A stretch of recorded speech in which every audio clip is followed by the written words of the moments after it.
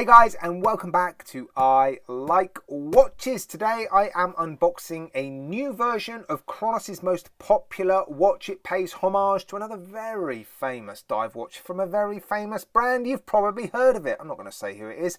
I'm not the only one that's raved about this watch in the past. Other owners of watch review channels have raved about it, saying it's the best in class, best under $500. I don't know. They've raved about it anyway. They've said it's amazing. Now, has the best just got even better? We're about to find out. I do have the original one. I'm going to do a comparison at some point in the near future. But for today, I'm just going to tear into this box and take a look at it. See if I can spot the differences.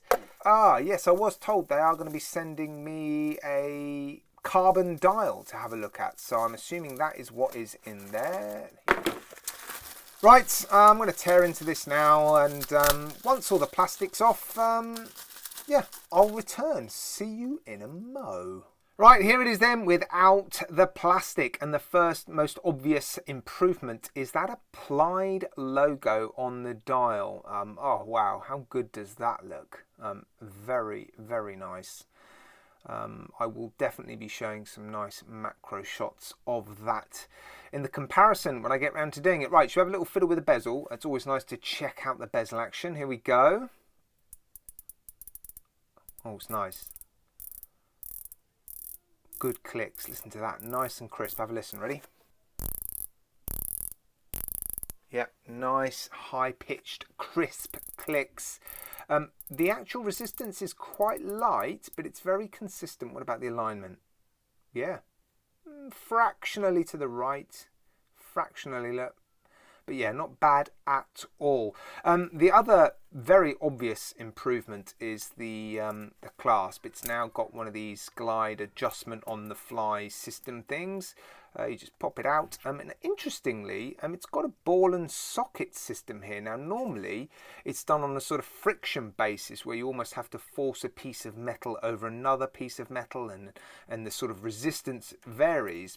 But with this particular clasp, there is a tiny little ball bearing in there. I don't know if you can see that. And so the actual resistance to pop it up and down is very even, but it's quite light. Once it's up, it stays up and it doesn't move.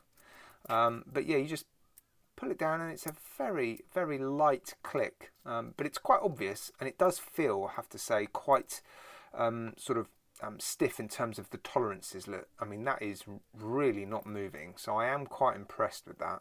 That's nice. What else has changed? Oh, it's difficult to know. I'm definitely going to have a look at the original watch, but it does seem very nicely finished, I must say. The alignment of the Cyclops is perfect. I mean, look at that. The watch is facing the camera, and that is pretty much spot on. So yeah, I'm very happy with that. Everything else looks nice. The tolerances are very, very good. Brushing is nice. Right, let's have a little play with the crown, make sure it's all working nicely. This one's got the PT5000. I like the winding up action. It's got quite a lot of resistance to it. I'm just going to move the time forward, change the date. Which way? That way. Yeah, nice. Winds in. First time, second time, yeah, catches nicely.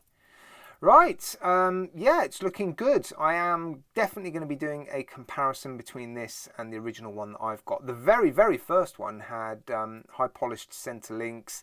It had a frame around the date window. It had a printed logo on the dial. It had a completely different clasp. So yeah, there have been a few evolutionary changes. So yeah, as soon as I've got the time, I'll pull the old one out and do a quick comparison video for you. Maxie sent me the carbon dial just to have a look at. I've never seen one. I've got the green dial and the black dial of the older version of this watch, but not the carbon dial. Ooh, this is genuine carbon as well, by the way. It's not like a carbon print.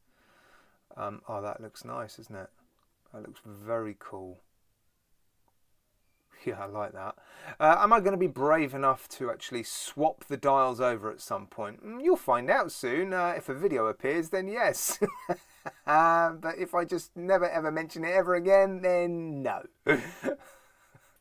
I completely forgot to show you the Lume.